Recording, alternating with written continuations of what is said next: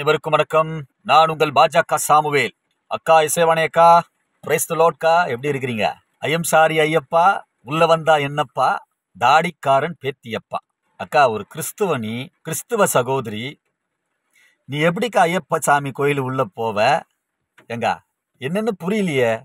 உன் பேர் இசைவாணி, நான் சர்ச்சு பேரை சொல்ல விரும்பல, பேப்டிசம் எடுத்திருக்கிற, நீ எப்படிக்கா ஐயப்ப சாமி கோயிலுக்கு போவன்னு நான் கேட்குறேன்.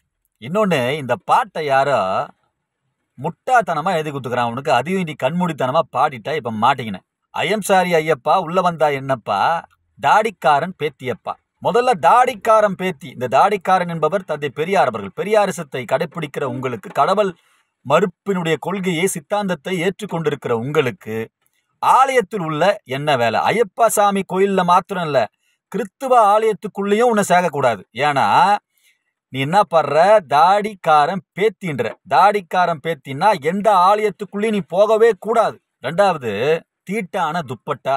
இன்னொரு வார்த்தையை நான் சொல்ல விரும்பல, நீ தான் கொச்சப்படுத்திட்ட. நானும் ஒரு கிறிஸ்தவன் தான், கொச்சப்படுத்த விரும்பல.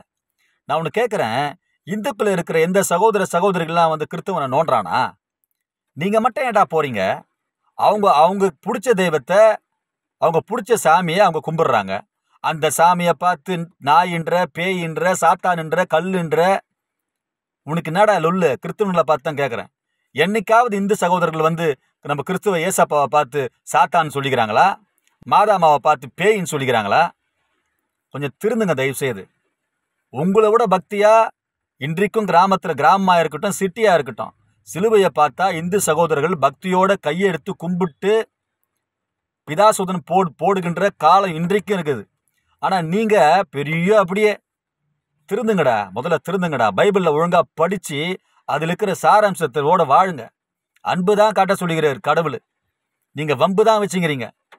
ஏன் இசைவானேக்கா, இது தீட்டான துப்பட்டா என்றிய? நீ கிறிஸ்துவ சகோதரி தானே? லந்து நாட்கள் சொல்லி வைப்பாங்களே, 40 நாட்கள் ஃபாஸ்டிங் நாட்கள். இயேசுநாதர் சிலுவையில் அறையப்பட்ட நாள், உயிர்த்தெழுந்த நாளுக்கு முன்னாடி இந்த 40 நாள் நம்ம குடும்பத்தில் இருக்கிற சகோதரர்கள் பெண்கள் கூட இருப்பாங்களா?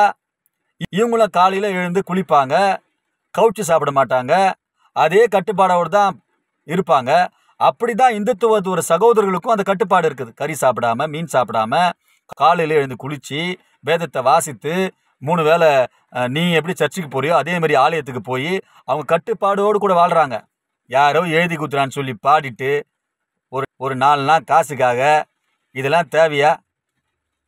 மறுபடியும் சொல்றேன், இசைவாணி அவர்களை வன்மையாக கண்டிக்கிறேன். காவல்துறை இப்படிப்பட்ட சகோதரியை பிடிச்சி உள்ள போடுங்க. இன்னொன்னு, தந்தை பெரியாரின் பேத்தின்னு பாடிக்கிறாங்க, கிறிஸ்துவ ஆலயத்திலையும் சேர்க்காதீங்க. நன்றி. ஜெய்பீம்.